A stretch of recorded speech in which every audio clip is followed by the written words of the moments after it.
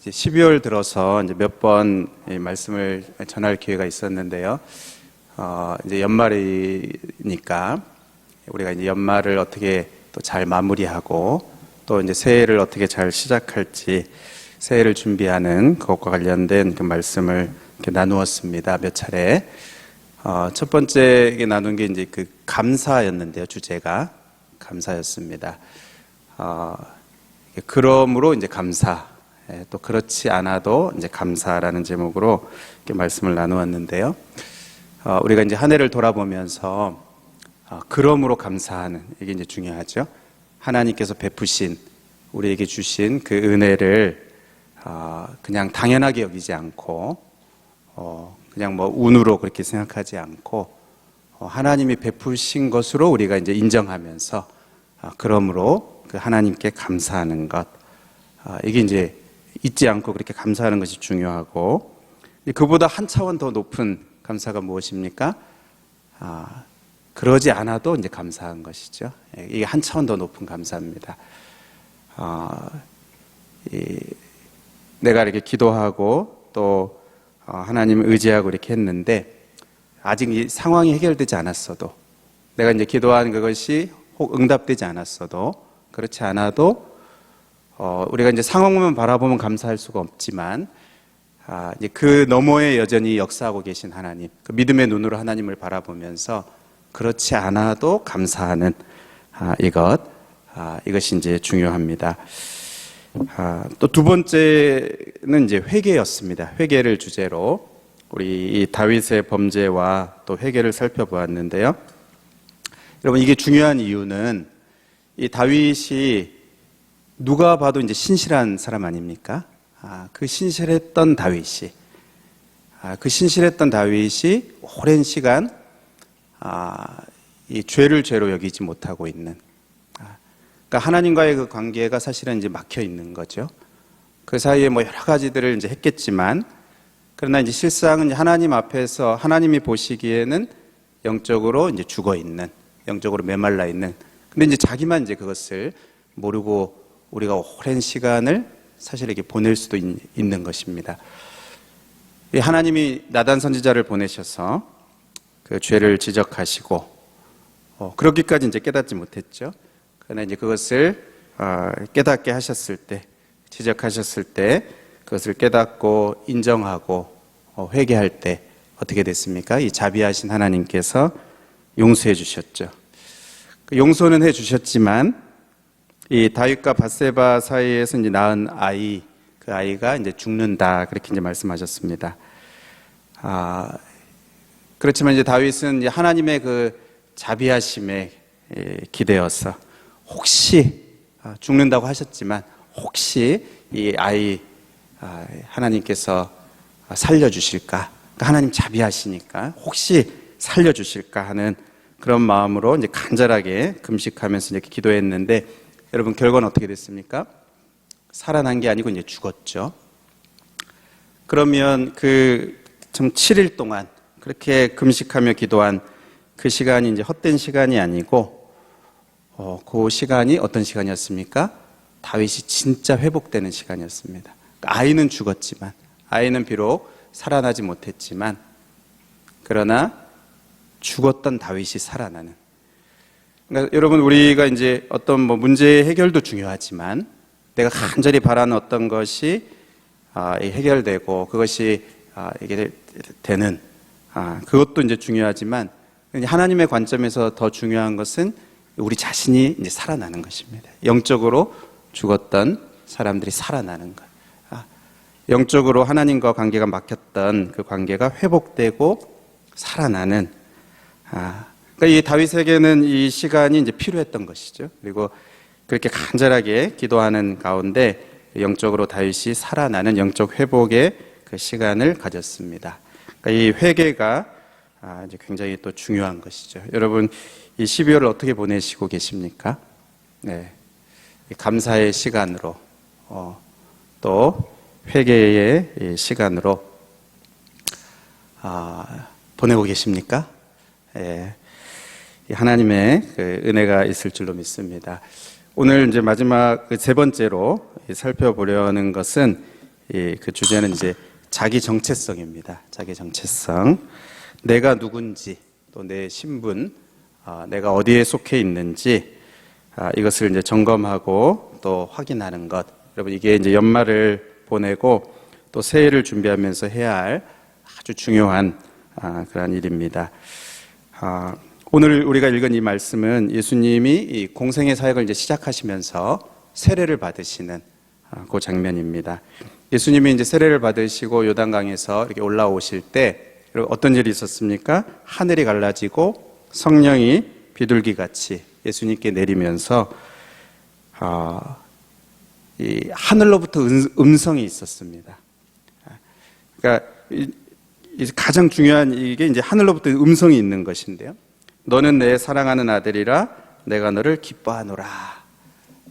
하늘로부터 음성이 이제 들렸습니다. 예수님이 이제 지금까지 살아왔던 그 삶과는 이제 다른 이제 새로운 삶이 이제 시작되는 것이죠. 메시아로서, 하나님의 아들 메시아로서 이 공적인 이 사역을 이제 본격적으로 이 공생의 사역을 이제 시작하시게 되는데, 그러니까 그 어느 때보다도 이 중요한 시기입니다. 이 중요한 이 시기에 이 성부 하나님이 주신 것, 그게 다른 게 아니고 이 중요한 시기에 주신 게 무엇이냐면 하늘로부터 오는 음성이었습니다. 하늘로부터 오는 음성.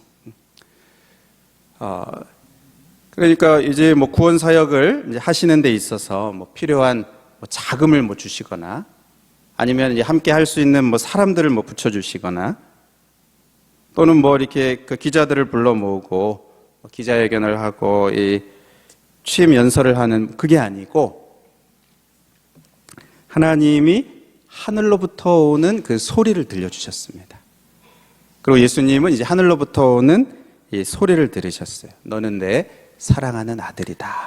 이 중요한 이 순간에 이 새로운 이 시작을 하시게 되는 이 중요한 순간에 하늘로부터 음성이 있었다는 것입니다.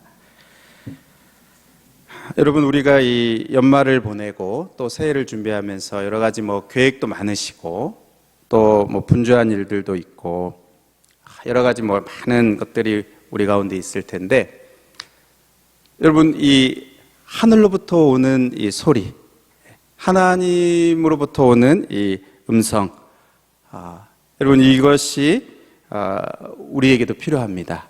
여러분, 이 음성을 듣고 계십니까? 너는 내 사랑하는 아들이다. 너는 내 사랑하는 딸이다. 너는 내 사랑하는 자녀다 하는, 여러분, 이 음성이 우리들의 귀에도 들리고 있습니까? 우리들의 심령에도 들리고 있습니까? 하나님의 이 자녀로서의 나의 이 정체성, 나의 이 신분, 또 나의 이 하나님께 속해 있는 이 나의 이 소속에 대한, 여러분, 이것을 재확인하는 이것이 중요합니다. 여러분, 성경에 보면 하나님은 이 새로운 시작을 열어가실 때마다 이것을 이렇게 확인시키시는, 그러니까 이렇게 하나님 백성들에게 자기 정체성을 확인시켜 주시는, 자기의 그 신분과 어디에 속해 있는지 그것을 이렇게 각인시켜 주시는 일들을 이렇게 하셨습니다. 대표적인 사건이 이 출애굽이죠.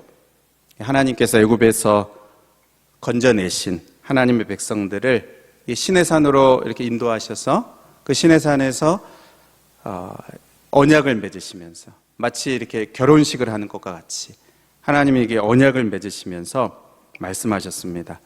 출애굽기 19장 5절 6절에 보면요, 우리 같이 한번 읽겠습니다. 시작. 세계가 다 내게 속하였나니 너희가 내 말을 잘 듣고 내 언약을 지키면 너희는 모든 민족 중에서 내 소유가 되겠고 너희가 내게 대하여 제사장 나라가 되며 거룩한 백성이 되리라. 너는 이 말을 이스라엘 자손에게 전할지니라.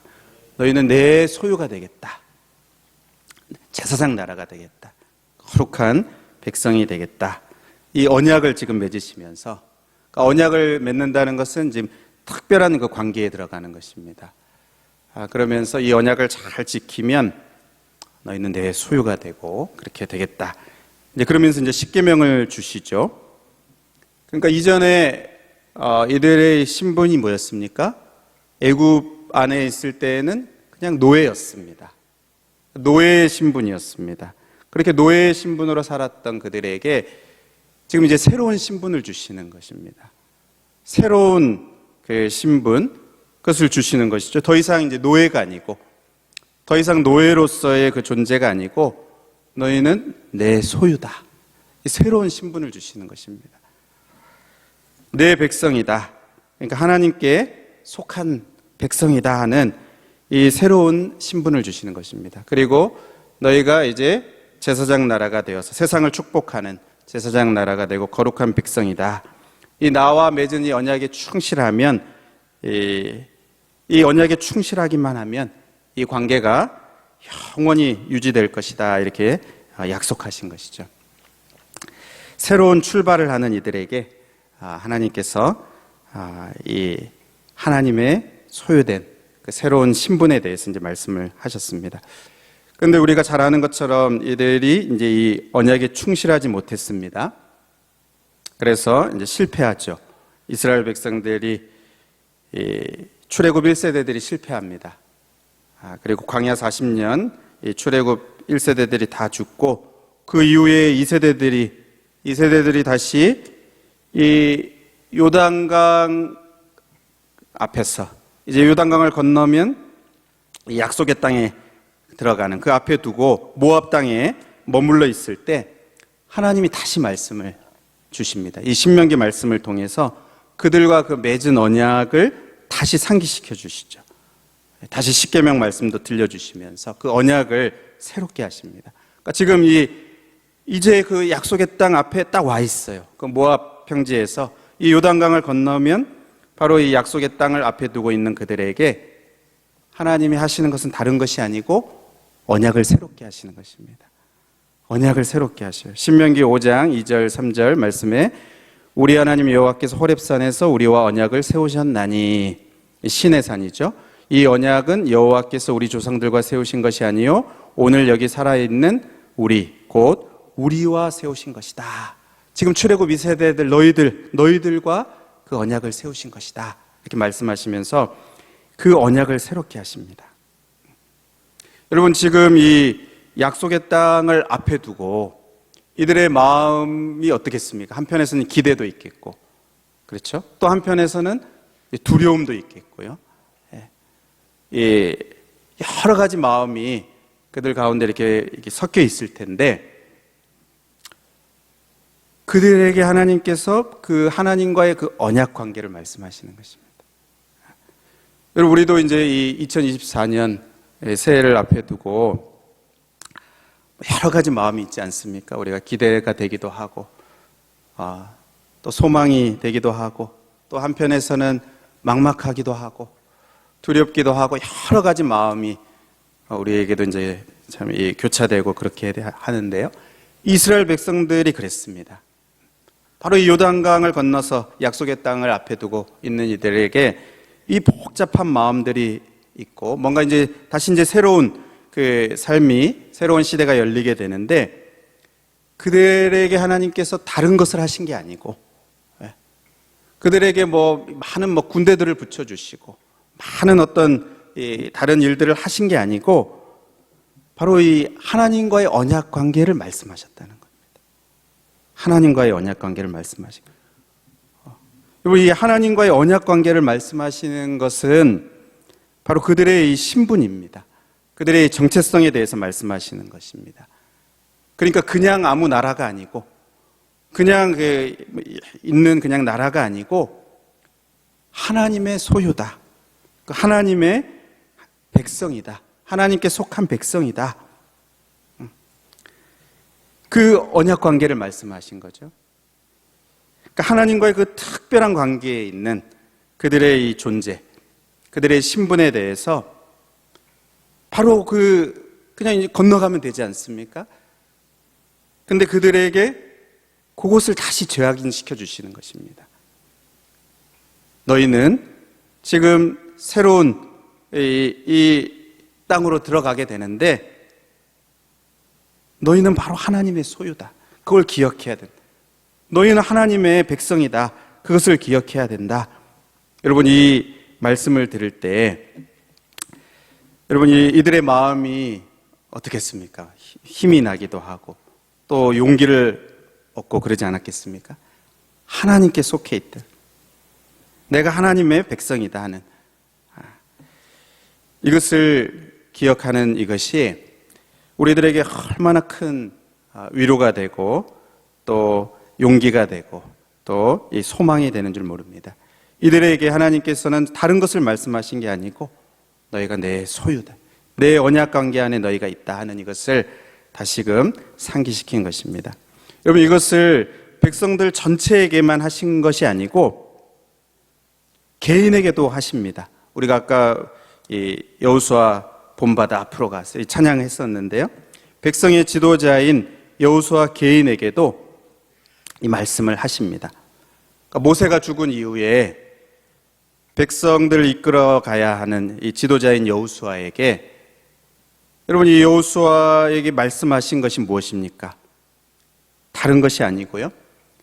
여호수아가 어떤 자인지, 여호수아가 어떤 자인지, 그의 그 신분에 대해서, 그의 정체성에 대해서, 그가 어떤 자인지를 이제 말씀하십니다. 여호수아에게 두려워 말라, 또 강하고 담대하라, 이렇게 이제 말씀하시는데, 여러분, 그런다고 두려움이 사라집니까? 두려움이 없어지겠습니까? 저절로 마음이 강하고 담대하겠습니까? 지금 이 앞에는 엄청난 일들이 이제 있는데, 거대한 적들이 있는데, 두려워 말라고 그냥 말씀하신다고 해서 이제 마음의 두려움이 사라지는 것은 아닙니다. 근데 하나님이 여호수아에게 이렇게 말씀하셔요. 우리 여호수아 1장 5절 같이 한번 읽어보겠습니다. 시작. 내 평생에 너를 능히 대적할 자가 없으리니 내가 모세와 함께 있었던 것 같이 너와 함께 있을 것임이라. 내가 너를 떠나지 아니하며 버리지 아니할 것이다. 또 1장 9절에도 내가 내게 명령한 것이 아니냐, 강하고 담대하라, 두려워하지 말며 놀라지 말라. 내가 어디로 가든지 내 하나님 여호와가 너와 함께 하느니라 하시니라. 여러분, 지금 이 말씀은 사실은 이제 하나님에 대한 말씀입니다. 하나님의 자신에 대한 말씀인데, 근데 그게 또 여호수아에게 대한 말씀인 거예요. 왜요? 이 언약 관계에 있기 때문에. 여호수아가 어떤 사람입니까? 하나님이 함께 하시는 사람. 하나님이 함께 하시는 여호수아. 살아계신 하나님, 그 하나님은 누구라고 말씀하십니까? 너의 하나님이다, 이렇게 말씀하시잖아요. 바로 여호수아의 하나님이십니다. 그러니까 하나님에 대해서 말씀하시는 것인데 그 하나님이 여호수아의 하나님이에요. 가나안 백성들의 하나님이 아니고 바로 너의 하나님이다. 너의 하나님 여호와가 너와 함께한다. 그러니까 여호수아가 어떤 사람입니까? 하나님이 함께 하시는 사람이죠. 하나님이 함께 하시는 사람이 바로 이 여호수아입니다. 이게 이제 여호수아의 새로운 신분이죠. 그리고 자기의 정체성입니다. 그가 뭐 백성의 지도자이고 또 모세의 뒤를 이어서 이 막중한 책임이 있지만 이제 그냥 그것만 있는 게 아니고 여호수아는 누굽니까? 하나님이 함께 하시는 사람. 하나님이 바로 너의 하나님이다. 이것을 하나님께서 여호수아에게 강하게 말씀하시는 것입니다. 그러므로 담대하라. 그러므로 두려워하지 말라. 강하고 담대하라. 그냥 아무 이유 없이, 그냥 아무 없이 그냥 강하고 담대하라 이렇게 하는 게 아니고 하나님이 너의 하나님이니까, 하나님이 너와 함께 하니까 강하고 담대하라. 그렇게 말씀하시는 것입니다. 이게 이제 여호수아에 대한 그의 신분이죠. 그의 정체성입니다. 여러분, 이들이 이제 이 약속의 땅에 들어가서 이제 살다가 결국 또 바벨론 포로로 끌려가지 않습니까? 근데 여러분, 우리가 나중에 이제 이 역대기 말씀을 보면요. 역대기 말씀의 앞부분에 무엇이 나옵니까? 족보가 나옵니다. 족보가 길게 나와요. 아담으로부터 시작해서 1장 1절에 이 아담으로부터 시작해서 여러 지파의 그 족보가 길게 나옵니다. 우리가 이제 성경을 읽다가 이제 역대상에서 이렇게 또 한번 이제 어려움을 겪죠. 근데 여러분, 이건 우리들에게만 어려움이고요. 사실 이 말씀을 받는 그 백성들한테는 이게 너무 위로가 되는 말씀이에요. 그럼 이 족보가 뭡니까? 족보는 결국 이 뿌리 아닙니까? 뿌리. 뼈대 있는 집안의 이제 족보. 그러니까 우리는 이제 뼈대 있는 집안이다. 결국 자기 정체성이죠. 내가 어떤 자인지. 뿌리입니다. 뿌리. 여러분, 이 역대기 말씀을 받는 자들에게 이것이 왜 중요합니까? 이 족보가 왜 중요합니까? 이들이 이 바벨론 포로 이후에 예루살렘으로 돌아온 그들입니다. 그러니까 어떤 면에서는 큰 기대를 가지고 이렇게 돌아왔는데 뭐가 없어요. 다 폐허하고 여러 가지 다 이게 무너져 있고 이전의 영광이 없습니다. 실망이 되죠. 마음에 실망이 되고 또 뭔가 이렇게 새롭게 다시 시작해야 되는데 이 마음이 위축되기도 하고 또 주변에 뭐 대적들도 있고 여러분 그런 그 백성들에게 이 족보가 무엇입니까? 너희가 뿌리가 있다는 거예요.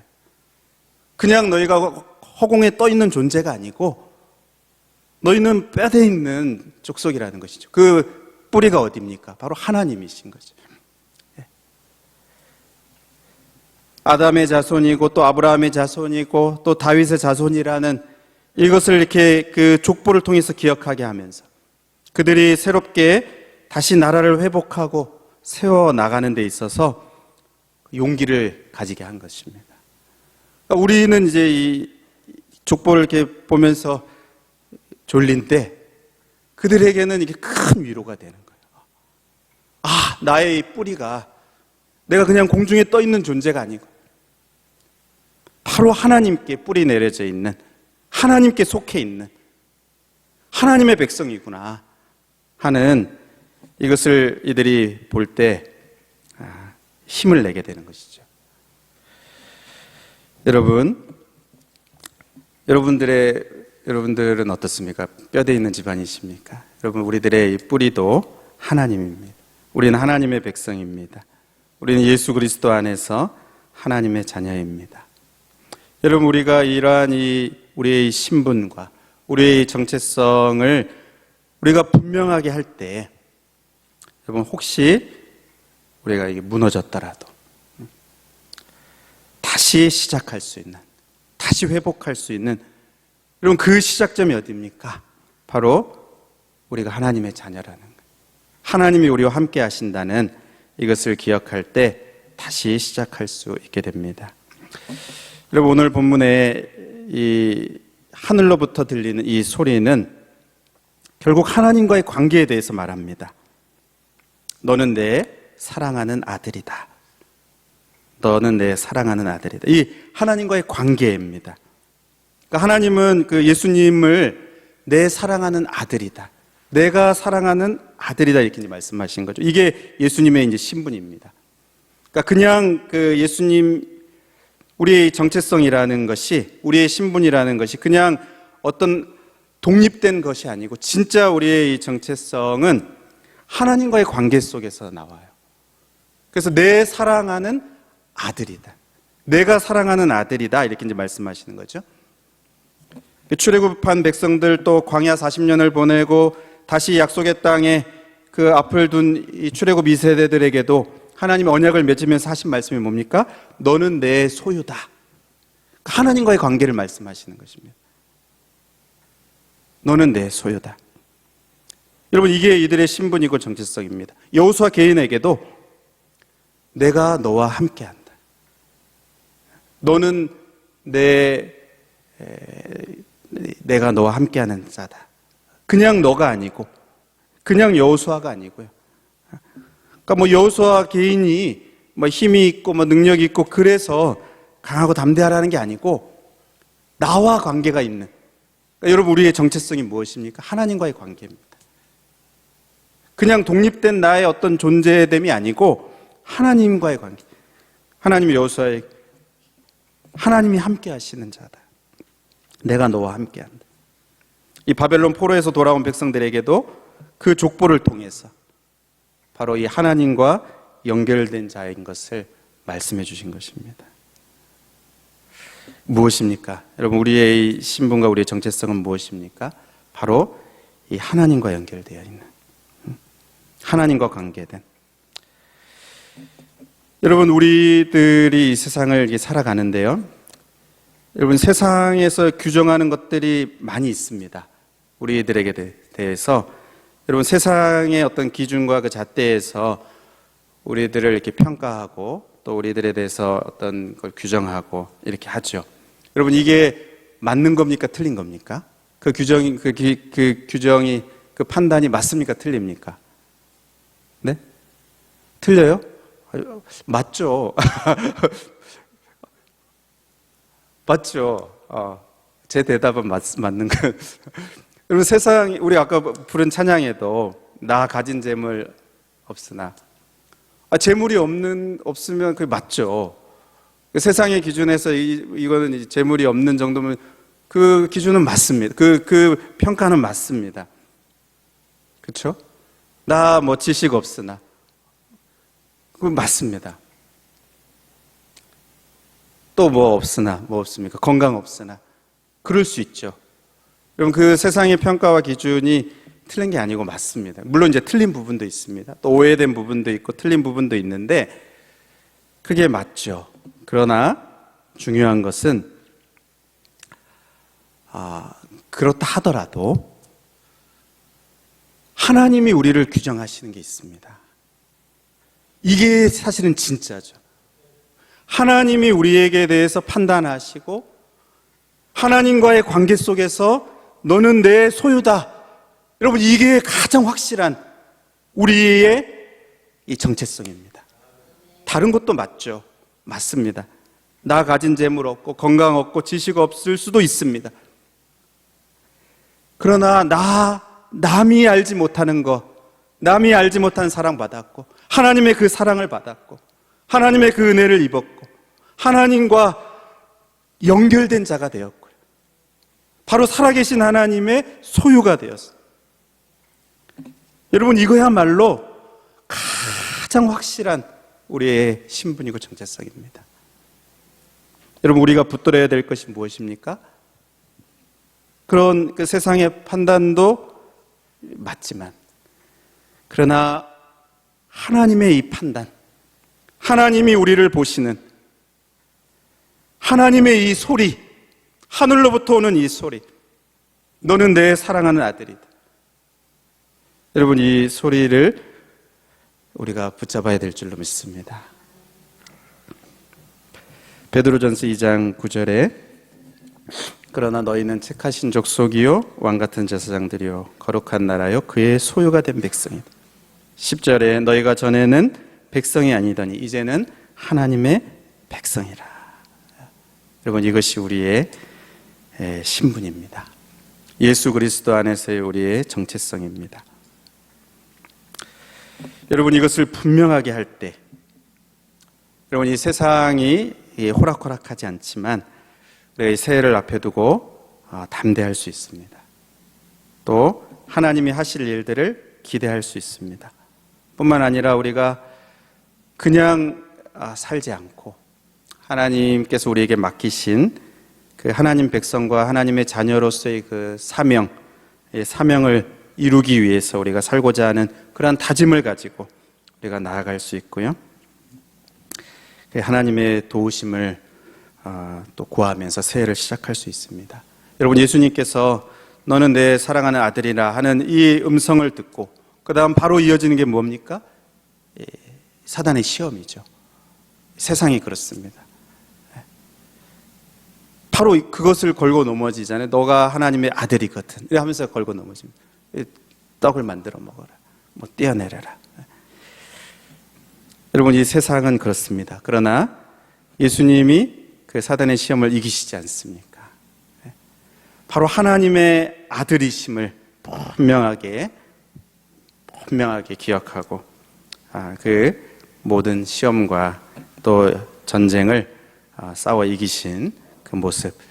여러분, 우리들도 이 삶에서 이것이 분명할 때 우리 앞에 어떤 어려움들이 있고 적들이 있을지라도 그와 싸워 승리하고 또 하나님의 그 기뻐하신 뜻을 이루어드리며 살게 될 줄로 믿습니다. 그렇게 쓰임받는 저희들이 될 수 있기를 바랍니다.